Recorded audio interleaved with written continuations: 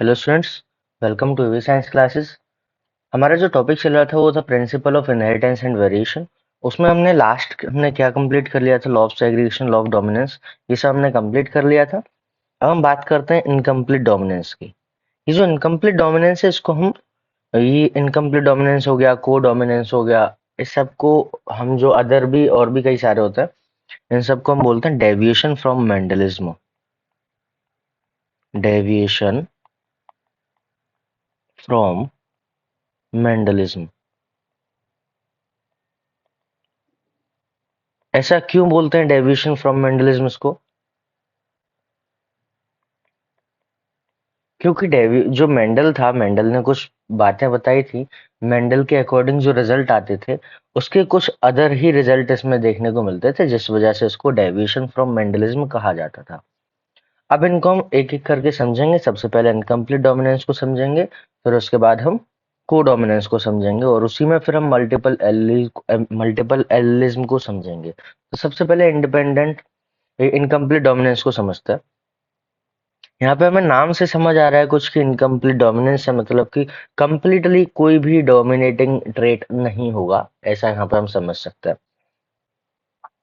अगर हम incomplete dominance की बात करें तो जैसा कि हम यहाँ पे सिंपल देख पा रहे हैं, रेड फ्लावर है, ये व्हाइट फ्लावर है। मेंडल के अकॉर्डिंग ये फ्लावर कैसा आना चाहिए था? तो मेंडल के अकॉर्डिंग ये फ्लावर रेड आना चाहिए था। मेंडल के अकॉर्डिंग ये जो फ्लावर है, इसको रेड आना चाहिए था, लेकिन आया कैसा? ये फ्लावर आया पिंक। अब ये फ्लावर पिंक क्यों आया? क्योंकि रेड इसलिए आना चाहिए था, जब कैपिटल आर स्मॉल आर होगा तो उसमें जो डोमिनेटिंग ट्रेट होता है वो अपने आप को एक्सप्रेस करता है। मतलब यहाँ पे कैपिटल आर एक्सप्रेस करना चाहिए था अकॉर्डिंग टू मेंडल।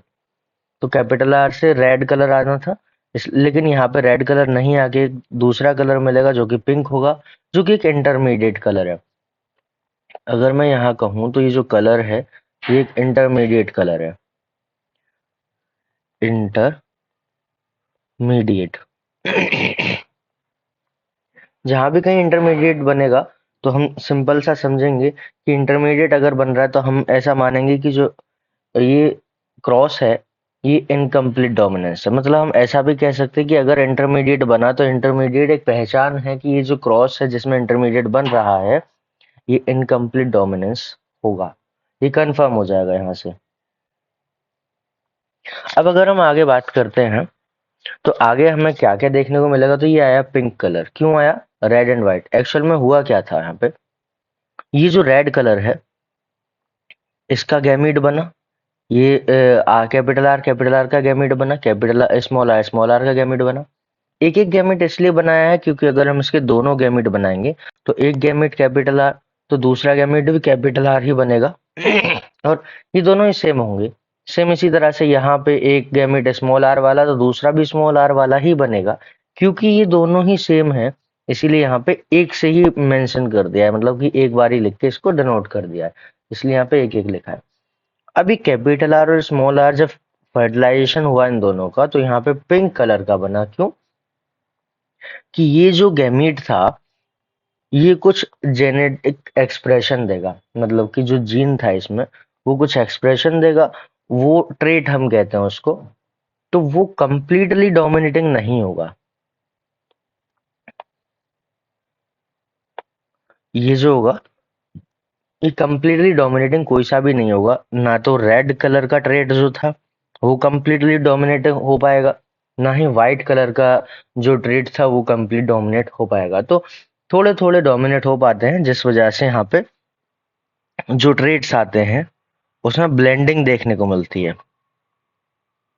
क्योंकि कंप्लीट कोई भी नहीं है तो दोनों आपस में मिक्स हो जाएंगे, दोनों के ट्रेट आपस में मिक्स हो जाएंगे। ध्यान रखना, जीन कभी भी मिक्स या ब्लेंड नहीं होता, सिर्फ करेक्टर और ट्रेट ही मिक्सअप और ब्लेंड होते हैं। तो इस तरह से ब्लेंडिंग किस में होगी? हम करेक्टर भी कह सकते हैं और ट्रेट भी कह सकते हैं। मतलब कि ब्लेंडिंग किस में हुई? तो बेसिकली ट्रेट में ब्लेंडिंग होती है।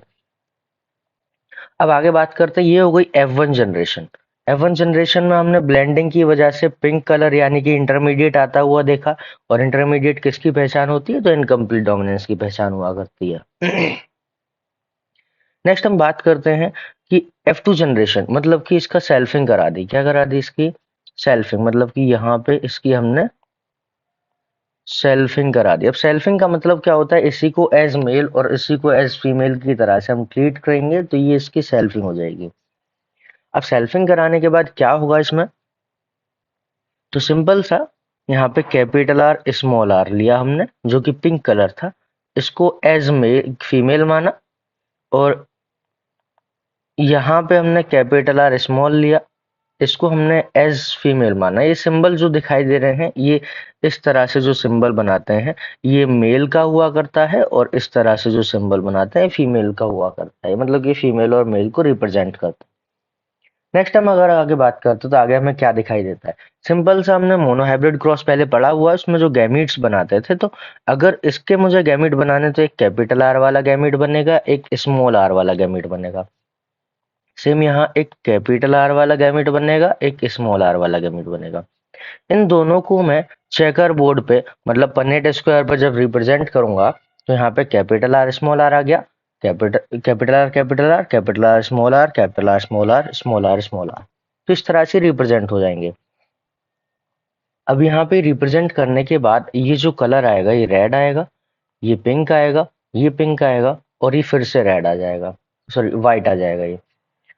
तो रेड, पिंक, पिंक, व्हाइट। अगर इसकी फिनोटाइप की बात करें, फिनोटाइप हमने क्या पढ़ा था? फिनोटाइप पढ़ा था कि जो हमें करेक्टर दिखाई दे रहा है यहाँ पे, जो करेक्टर हमें यहाँ पे दिखाई दे रहा है वो उसका फिनोटाइप है, लेकिन जो उसका जेनेटिक मेकअप है वो उसका जीनोटाइप है। जैसे कि फिनोटाइप में रेड कलर दिख रहा है हमें, पिंक दिख रहा है क्या, और फिर व्हाइट दिख रहा है। तो यहाँ पे ये रेड कलर कितने हैं? एक रेड कलर का फ्लावर बना, दो पिंक बने और एक व्हाइट बना। तो इस तरह से अगर फिनोटाइपिक रेशो की बात करें तो इसका फिनोटाइपिक रेशो 1:2:1 आ जाया करता है। सेम उसी तरह से अगर जीनोटाइपिक रेशो की बात करें तो कैपिटल आर एक है, इस कैपिटल आर स्मॉल आर दो है, और स्मॉल आर एक है, तो इसका जीनोटाइपिक रेशो भी 1:1 ही आ जाता है। तो जीनोटाइपिक रेशो और फिनोटाइपिक रेशो दोनों ही इसमें सेम आते हैं। ये हो गया इनकम्प्लीट डोमिनेंस में। लगभग सेम सिनेरियो रहता है किसमें? कोडोमिनेंस में। कोडोमिनेंस को अभी हम समझ लेते हैं यहीं पे, कोडोमिनेंस क्या कहना चाहता है। जैसे कि इसमें ब्लेंडिंग हुई है, कोडोमिनेंस में ऐसा नहीं होता। कोडोमिनेंस में क्या होगा फिर? यहाँ पे पहले तो ब्लेंडिंग नहीं होगी, इंटरमीडिएट नहीं बनेगा, थोड़ा थोड़ा चेंज होगा। क्या थोड़ा थोड़ा चेंज हो सकता है? जैसे कि यहाँ पे ये रेड फ्लावर था, रेड फ्लावर का क्रॉस व्हाइट फ्लावर के साथ कराया था, तो नॉर्मल मेंडल के अकॉर्डिंग यहाँ पे रेड फ्लावर आना चाहिए था, लेकिन इनकम्प्लीट डोमिनेंस में रेड की जगह पिंक कलर आया, और पिंक फ्लावर जो था वो एक इंटरमीडिएट था, और इंटरमीडिएट क्या बताता है? इंटरमीडिएट रिप्रेजेंट करता है इनकम्प्लीट डोमिनेंस को। तो यहाँ पे अब कोडोमिनेंस में क्या मतलब होगा? यहाँ पे अगर हम वर्ड को लिखें तो को डोमिनेंस, को डोमिनेंस में को मतलब साथ में, डोमिनेंस मतलब दोनों डोमिनेट कर जाए, मतलब कि दो ट्रेड थे, वो दोनों ट्रेड एक साथ एक्सप्रेस कर जाए तो उसको हम को डोमिनेंस बोल सकते हैं। एग्जाम्पल में, जैसे यहाँ पे ये रेड फ्लावर है, ये व्हाइट फ्लावर है, तो दोनों के ट्रेट, रेड ट्रेट भी और व्हाइट ट्रेट भी, दोनों ही यहाँ पे एक्सप्रेस कर जाए कंप्लीटली, उसको हम बोलेंगे को डोमिनेंस। अब यहाँ पे होगा क्या? सिंपल पहले की तरह इसने यहाँ गैमिट बनाया, यहाँ गैमिट बनाया, फर्टिलाइजेशन हुआ, फर्टिलाइजेशन के बाद यहाँ पे कैपिटल आर स्मॉल आर आया, लेकिन जहां जब इनकम्प्लीट डोमिनेंस में कैपिटल आर स्मॉल आर आ रहा था, वहीं पे को डोमिनेंस में ये कैपिटल आर स्मॉल आर जो है ये ना तो रेड बनाएगा ना ही पिंक बनाएगा, ये रेड और पिंक दोनों, रेड और व्हाइट दोनों तरह के बनाएगा। मतलब हम कह सकते हैं रेड व्हाइट के पैचेस इस पे देखने को मिलेंगे, रेड प्लस व्हाइट, इसमें पैचेस देखने को मिलेंगे। कुछ इस तरह का फ्लावर हम कह सकते हैं कि एक, कुछ ऐसे फ्लावर बनाएंगे ये कोई जैसे एग्जाम्पल के लिए फ्लावर बनाया, तो यहां से इसमें रेड कलर हो गया, ये इसमें रेड कलर आ गया मान लो, ये एक पैटर्न देखने को मिलेगा, मतलब रेड और व्हाइट का पैटर्न देखने को मिलेगा। तो यहाँ पे रेड कलर आ गया। तो यहाँ पे रेड कलर दिख रहा था, लेकिन ये साइड में इसमें व्हाइट कलर दिख रहा है।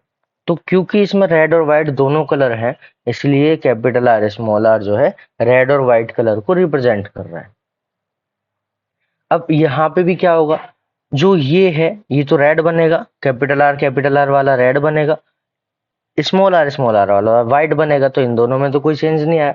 लेकिन कैपिटल आर स्मॉल आर वाला पिंक ना बन के अब ये रेड प्लस व्हाइट बनेगा, एक पैटर्न देखने को मिलेगा रेड प्लस व्हाइट। ठीक है, तो यहाँ पे ये जो कैपिटल आर स्मॉल आर है ये रेड प्लस व्हाइट बनेगा, ये भी रेड प्लस व्हाइट बनेगा। ये किसका केस पढ़ रहे हैं हम, ये हम पढ़ रहे हैं को डोमिनेंस का केस। किसका केस, को डोमिनेंस का केस। ठीक है, अब यहाँ पे भी अगर हम इसके जीनोटाइप और फिनोटाइप की बात करें तो सिंपल जैसा इनकम्प्लीट डोमिनेंस में आया था वैसा ही इसमें आएगा। जैसे एग्जाम्पल के लिए यहाँ पे हमने पढ़ा फिनोटाइपिक रेशियो कितना है, रेड 1 पिंक 2 व्हाइट 1, ऐसा हमने पढ़ा था।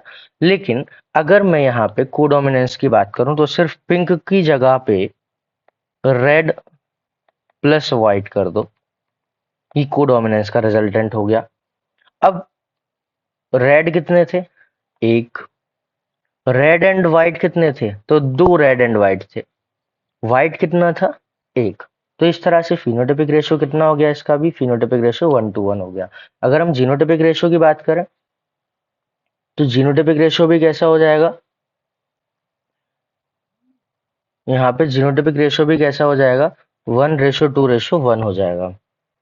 इसी तरह से जैसा कि अगर हम इसमें ये जो स्नैपड्रैगन का फ्लावर दिख रहा है इसमें हमें क्या दिखाई देता है, जैसे कि ये रेड फ्लावर है, एक व्हाइट फ्लावर और होगा, तो रेड और व्हाइट का क्रॉस कराने के बाद इस तरह के पिंक फ्लावर बनते हैं।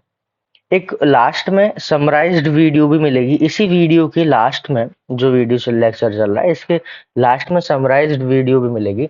अगर इस लेक्चर को ध्यान से देखोगे तो वो समराइज्ड वीडियो बहुत अच्छे से समझ आएगी, तो उसको भी ध्यान से देखना है।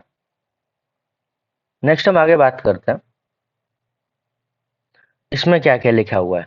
तो अब थ्योरी देख लेते हैं एक बार।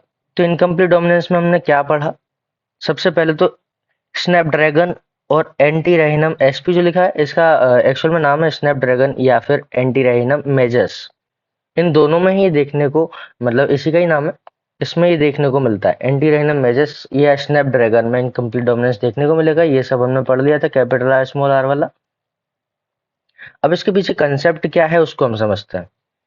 तो what exactly is codominance, exactly में डोमिनेंस होता क्या है। तो डोमिनेंस को समझने के लिए why are some alleles dominant some recessive, कुछ डोमिनेंट होते हैं कुछ रेसेसिव होते हैं, किस तरह से ये बिहेव करते हैं, क्या इनका पैटर्न होता है, तो उस सबको हम समझेंगे। जैसा कि हम जानते हैं कि जो एलील्स थे वो पेयर में होते हैं, पेयर में होने के साथ साथ और क्या होगा इसमें, हेटेरोजाइगस होमोजाइगस अलग अलग तरह के हो सकते हैं। Now these two alleles need not always be identical. तो आइडेंटिकल होना इनका जरूरी नहीं है। As an heterozygous condition, heterozygous condition कैसी होती है, जैसे कैपिटल आर स्मॉल आर लिखा तो ये हेटेरोजाइगस कंडीशन हो जाएगी। स्मॉल आर लिखेंगे तो ये होमोजाइगस है, कैपिटल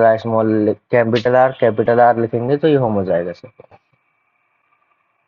अब यहाँ पे हेटेरोजाइगस कंडीशन हमें पता चल गई। अब ये किस तरह से एक्सप्रेस होते हैं तो उसको भी हम देखते हैं। Let's take an example of gene that contains the information for producing an enzyme. अब एंजाइम प्रोड्यूस करने के लिए कुछ इंफॉर्मेशन है एक जीन के पास, वो किस तरह से म्यूटेट हो सकता है, किस तरह से उसमें मॉडिफिकेशन हो सकता है, उसको हम समझेंगे। तो मॉडिफिकेशंस के कई सारे पैटर्न हो सकते हैं। जैसा कि पहला मॉडिफिकेशन ये हुआ कि उसमें नॉर्मल और लेस एफिशिएंट बनेगा। मतलब कुछ मॉडिफिकेशंस ऐसे होते हैं, दो जीन थे हमारे पास, उसमें से एक के पास मॉडिफिकेशन हुआ, तो कुछ मॉडिफिकेशन ऐसे होते हैं जिसका रिजल्टेंट सेम आता है। जैसे एग्जाम्पल के ये लिए you you you phenyl alanine बनाता है और यू यू सी भी फिनाइल एलेनिन बनाएगा। तो यहाँ पे एक एग्जाम्पल अगर देखें तो यू यू सी भी क्या बनाएगा, फिनाइल एलेनिन बनाएगा। तो फिनाइल एलेनिन बनाने से हुआ क्या, वहां पे जो बनने वाला अमीनो एसिड है वो सेम होगा। अब क्योंकि बनने वाला अमीनो एसिड सेम है, अब बनने वाला अमीनो एसिड सेम है, तो जो रिजल्टेंट प्रोटीन होगी वो भी सेम बनेगी और एंजाइम इफिशिएंटली काम करेगा।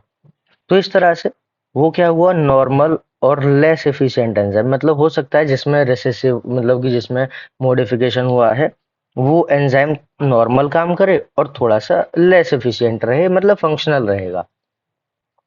दूसरा म्यूटेशन कैसा हो सकता है कि एंजाइम तो बना लेकिन वो फंक्शनल नहीं था, फंक्शन ही नहीं कर पा रहा था। तीसरा म्यूटेशन किस टाइप का हो सकता है कि अब की बार में एंजाइम ही नहीं बना। तो ये तीन कंडीशंस देखने को मिल सकती हैं म्यूटेशन की। अब म्यूटेशन होता क्या है, मॉडिफिकेशन क्या होता है, तो मॉडिफिकेशन में first case modified allele is equivalent to the unmodified allele. पहला केस हमने पढ़ा था जिसमें कि नॉर्मल और लेस एफिशिएंट था, ये वाला। इसमें मॉडिफाइड एलील और नॉन मॉडिफाइड एलील दोनों ही सेम थे, लगभग इक्विवेलेंट थे। क्यों? क्योंकि वो सेम ही इफेक्ट दे रहे थे। नेक्स्ट हम बात करते हैं इसमें, it will produce the same phenotype.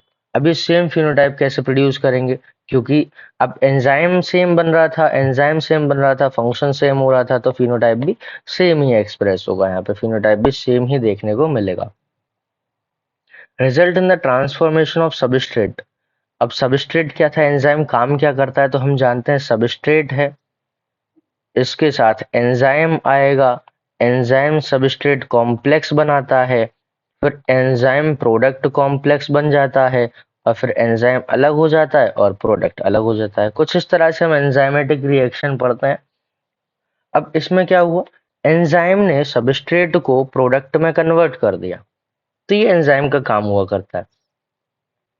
अब such equivalent allele pair are very common, but if all allele produce a non-functional enzyme, अगर ये non-functional enzyme या फिर नो एंजाइम, मतलब कि या तो फंक्शनल एंजाइम ना हो या फिर एंजाइम ही ना हो, ऐसी कंडीशन भी ये शो कर सकता है।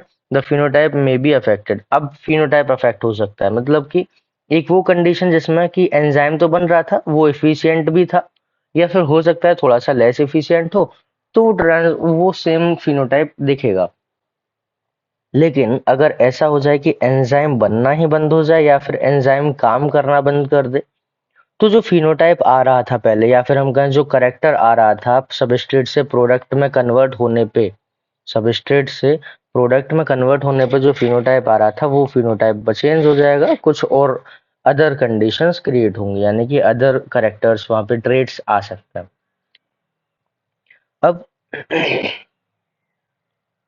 the unmodified allele which represents the original phenotype is dominant allele। जैसा कि कहा जाता है कि कैपिटल आर, इस कैपिटल आर था, दो थे। अब इसमें मान लो इसमें म्यूटेशन हो गया एक कैपिटल आर में, तो जो कैपिटल आर है एक स्मॉल आर, अब म्यूटेशन के बाद जो बना वो स्मॉल आर बना। अब हम ऐसा कह सकते हैं कि जो कैपिटल आर था वो अनमोडिफाइड है, कैपिटल आर अनमोडिफाइड है, तो ये डोमिनेटिंग होगा, ये डोमिनेटिंग ट्रेट होगा। जबकि स्मॉल आर मॉडिफाइड है तो ये रेसेसिव कहलाएगा। तो हम कह सकते हैं जनरली जो मॉडिफाइड होता है वो रेसेसिव हुआ करता है। Represent the original phenotype dominant allele and the modified allele is generally recessive. तो मॉडिफाइड एलील कौन सा होगा, जनरली रेसेसिव हुआ करता है, तो मॉडिफाइड एलील रेसेसिव होगा। इस तरह से यहाँ पे हमने इनकम्प्लीट डोमिनेंस भी पढ़ लिया। इनकम्प्लीट डोमिनेंस के बाद कोडोमिनेंस हमने पढ़ लिया था। कोडोमिनेंस हमने फ्लावर के कलर के अकॉर्डिंग पढ़ लिया था। अब हम इसको ब्लड ग्रुप के रेस्पेक्ट में अगर देखें तो सबसे पहले तो ब्लड ग्रुप जो होता है वो आई जीन से कंट्रोल होता है। जो ब्लड ग्रुप होगा वो आई जीन से कंट्रोल होगा। अभी आई जीन ये कैपिटल भी ले सकता है, स्मॉल भी ले सकता है, वो डिपेंड करता है अलग अलग कंडीशन में जैसा सुटेबल लगे। तो अगर हम आई जीन लेते हैं, ये आई जीन था जो कि ब्लड ग्रुप को कंट्रोल करता है।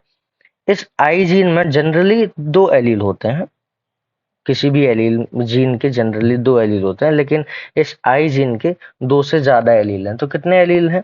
आई ए, आई बी और आई ओ। इसको ऐसे भी रिप्रेजेंट कर सकते हैं, आई ए, आई बी, आई ओ। ऐसे लिखना थोड़ा सा सिंपल रहेगा। तो किसी भी तरह से रिप्रेजेंट किया जा सकता है, या तो ये या तो ये, मतलब एक ही टाइप की करेंगे, कोई सा भी कर सकता है। अब इसमें कितने वेराइटीज बन सकती हैं, क्या प्रोबेबिलिटी रहेगी? तो सबसे पहले आई ए, आई बी और आई ओ को अगर हम देखें, तो अगर आई ए आया तो यहाँ पे पहले तो ये देखते हैं कि हुआ क्या। ये मल्टीपल एलील का केस बनेगा। कैसे मल्टीपल एलीलिज्म का केस बनेगा? जनरली दो एलील्स होते हैं एक जीन के, लेकिन यहाँ पे तीन एलील हैं, मतलब कि ये दो से ज्यादा हैं, तो ये मल्टीपल एलेलिज्म भी कहलाता है। ये जो कंडीशन है दो से ज्यादा एलील होना, ये मल्टीपल एलेलिज्म भी कहलाता है। अगर हम आगे देखें तो आगे इसमें क्या है कि आई जीन में किस तरह से कॉम्बिनेशन बनेंगे। तो आई ए ब्लड ग्रुप बनेगा ए। अगर किसी के पास आई ए आई ओ हो तो भी ब्लड ग्रुप बनता है ओ। यहाँ पे हम देख पा रहे हैं कि कोई भी पर्सन है उसके पास दो से ज्यादा एलील नहीं दिख रहे। किसी भी पर्सन के पास दो से ज्यादा एलील नहीं दिख रहे। और आगे भी अगर हम देखते हैं जैसे आई ए आई बी तो बनेगा blood group A B. I A I B तो भी ब्लड ग्रुप बनेगा B. I B I O फिर से बी, और आई ओ अब बनेगा ओ।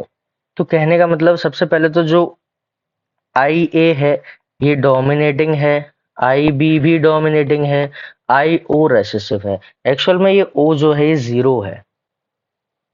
अब यहाँ पे आई ए जो है इसमें भी दो एलील दिखाई दे रहे हैं, आई ओ वाले में भी दो दिख रहे हैं, इसमें भी दो, इसमें भी दो, इसमें भी दो। तो सभी में दो एलील दिखाई दे रहे हैं, किसी में भी तीन एलील दिखाई नहीं दे रहे। जबकि ये जो है जीन इसके पास तीन एलील होते हैं। तो हमें याद रखना है कि जो मल्टीपल एलिलिज्म है वो पॉपुलेशन में देखने को मिलता है। जो मल्टीपल एलिलिज्म है वो पॉपुलेशन में देखने को मिलेगा, किसी पर्सन में देखने को नहीं मिलता। पॉपुलेशन में ही देखने को मिल सकता है। जैसे कि अब हमने कहा एक दो तीन चार पाँच छः, ये छह मेंबर है। छह मेंबर में कितने तरह के एलील हमें दिखाई दे रहे हैं? तो आई ए हमें दिख रहा है, आई बी भी हमें दिख रहा है, आई ओ भी हमें दिख रहा है। मतलब कि पॉपुलेशन अगर छह मेंबर की हम कहें तो इसमें ए, बी और ओ सारे हमें दिखाई दे रहे हैं, जबकि पर्सन में सिर्फ दो ही दिखाई दे रहे हैं। तो अगर मल्टीपल एलिलिज्म समझना है तो हमें पॉपुलेशन की बात करनी पड़ेगी। तो इस तरह से ये गैमीट्स बनता है। अगर इसका एक होता है n into n plus one by two, ये मल्टीपल एलिलिज्म का फॉर्मूला हुआ करता है। नंबर ऑफ हम कहें नंबर ऑफ जीनोटाइप निकालने का फॉर्मूला ये, number of genotype in multiple allelism. तो यहाँ पे n क्या था? n यहाँ पे नंबर ऑफ एलील्स था। n यहाँ पे नंबर ऑफ एलील्स था। जैसे यहाँ पे तीन एलील्स हैं, आई A I B I O. तो ये जो तीन एलील्स हैं यहाँ पे n की जगह पे अगर हम थ्री रखेंगे तो three into three plus one by to, तो हो जाएगा 12/2, मतलब 6 जीनोटाइप यहाँ पे देखने को मिलेंगे। तो कौन कौन से 6 जीनोटाइप दिख रहे हैं? तो एक दो तीन चार पाँच छः, तो यहाँ पे 6 जीनोटाइप हम देख पा रहे हैं। तो इस तरह से यहाँ पे ब्लड ग्रुप हमने समझ लिया। अब ब्लड ग्रुप्स और डिटेल में समझने के लिए एक वीडियो की लिंक इसी के डिस्क्रिप्शन में मैं दे दूंगा। उस वीडियो में जाके कंप्लीट हर तरह से जेनेटिक्स के पॉइंट ऑफ व्यू से भी और फिजियोलॉजी के पॉइंट ऑफ व्यू से भी हम जो ब्लड ग्रुप है उसको हम अच्छे से समझ सकते हैं। तो इसी की डिस्क्रिप्शन में लिंक मिल जाएगा। नेक्स्ट हम बात करते हैं, तो यहाँ पे ये पूरा दिखा हुआ है, जैसा कि एक पेरेंट थे आई ए ब्लड ग्रुप के, तो दूसरे के पास भी आई ए जीन था, तो फर्टिलाइजेशन के बाद आई ए बनेगा। इसको थोड़ा सा एक एग्जाम्पल के तरह से समझते हैं कि जैसे अब एक व्यक्ति है, एक मेल है, उसका ब्लड ग्रुप ए पॉजिटिव है, एक फीमेल है, इसका ग्रुप बी पॉजिटिव है। अब दो कंडीशन बनती है, एक हेटेरोजाइगस एक होमोजाइगस कंडीशन। तो यहाँ पे हम जैसा कि देख पा रहे हैं, अगर मुझे ए ब्लड ग्रुप बनाना है तो आई ए भी ए ब्लड ग्रुप बना रहा है, जबकि आई ए आई ओ भी ए ब्लड ग्रुप बना रहा है। तो यहाँ पे ये ए ब्लड ग्रुप आएगा। तो आई ओ भी ए ब्लड ग्रुप बना रहा है, तो दोनों में से कौन सा लेना है उसको हम अभी समझ लेते हैं। एग्जाम्पल के लिए पहले मैं होमोजाइगस कंडीशन लेता हूं। तो मैंने माना कि यहाँ पे आई ए रहा होगा, यहाँ पे भी आई बी रहा होगा। तो जब मैं पन्नेट स्क्वायर बनाऊंगा तो कुछ इस तरह से रिप्रेजेंट करूंगा, आई ए इधर, आई बी इधर, आई बी इधर। तो इस तरह से अगर मैं देखूं तो यहाँ पे आई बी आया, आई बी आया, आई ए आई बी आया और आई बी आया। तो आई बी से कौन सा ब्लड ग्रुप बनता है? तो आई बी से ए बी ब्लड ग्रुप बनता है। तो यहाँ पे जो ए बी ब्लड ग्रुप बना, तो सिर्फ और सिर्फ यहाँ पे ए बी ब्लड ग्रुप ही बनेगा।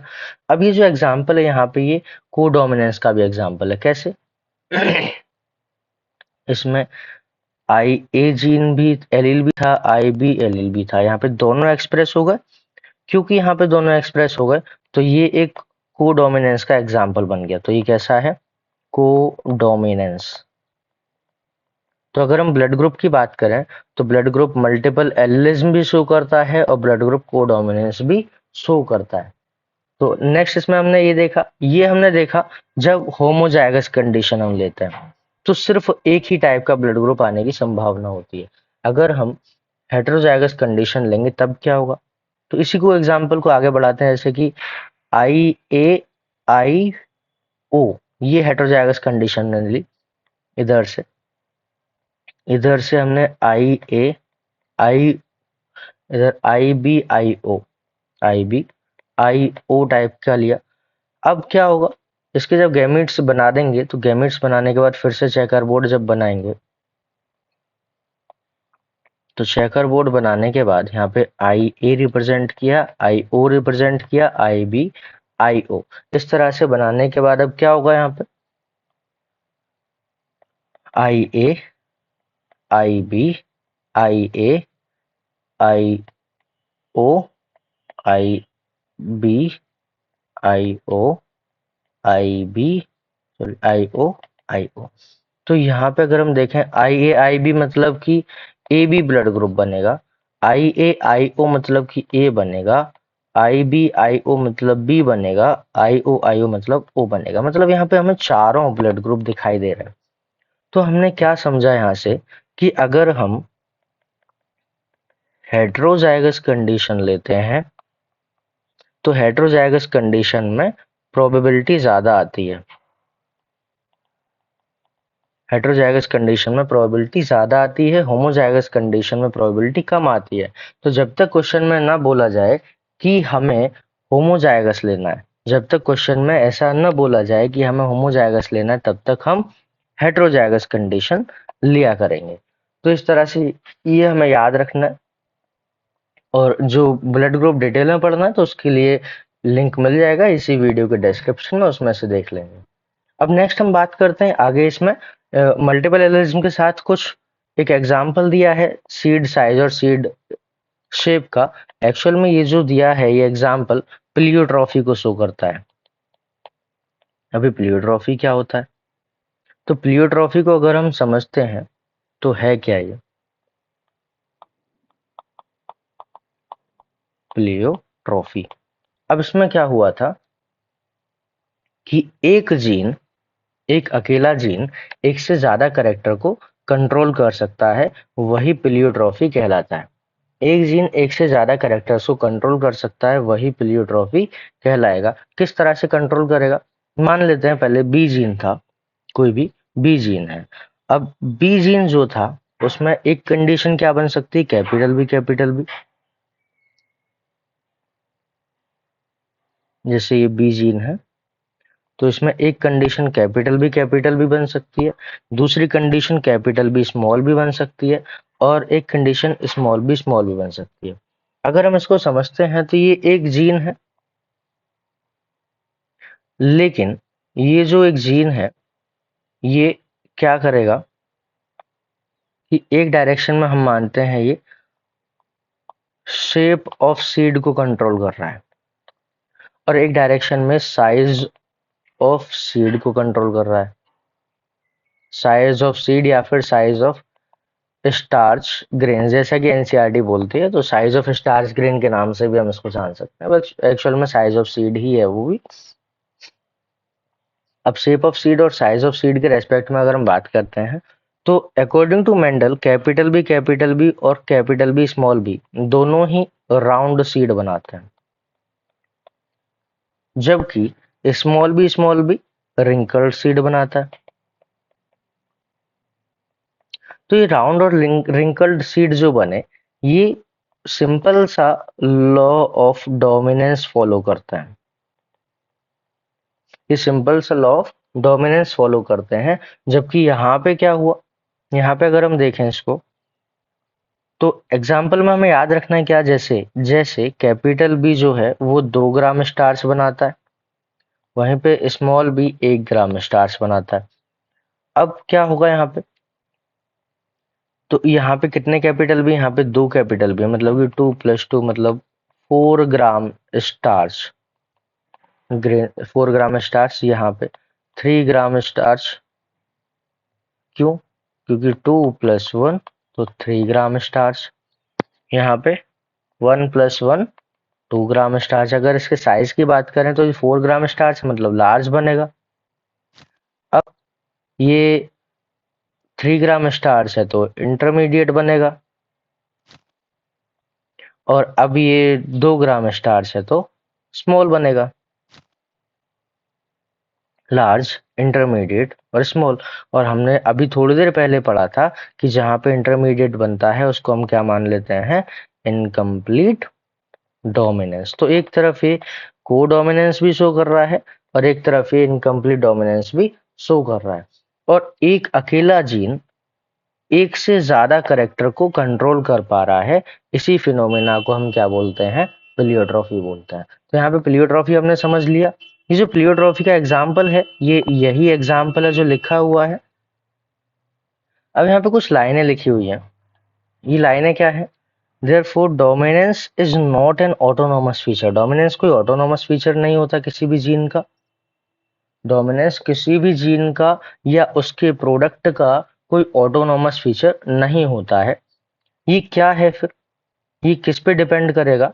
It depends as much on the gene product and the production of particular phenotype from this product as it does on the particular phenotype that we choose to examine।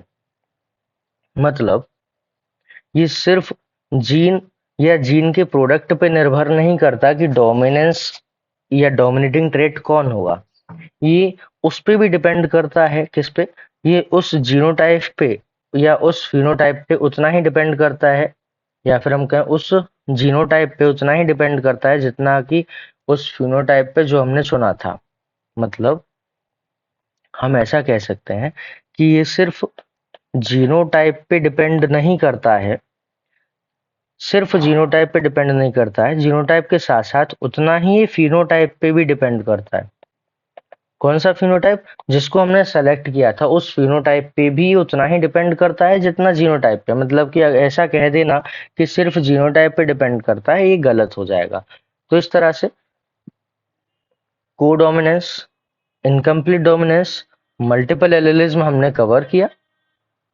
Next lecture में हम 2 gene interaction की बात करेंगे। यहाँ तक हमने 1 gene interaction देखा। अभी ये जो भी हमने कुछ पढ़ा इसकी समराइज्ड वीडियो छोटी सी इसके लास्ट में इसी वीडियो में दिखाई दे जाएगी। तो इस पूरे लेक्चर को देखना तब वो वीडियो समझ आ जाएगी। Thank you.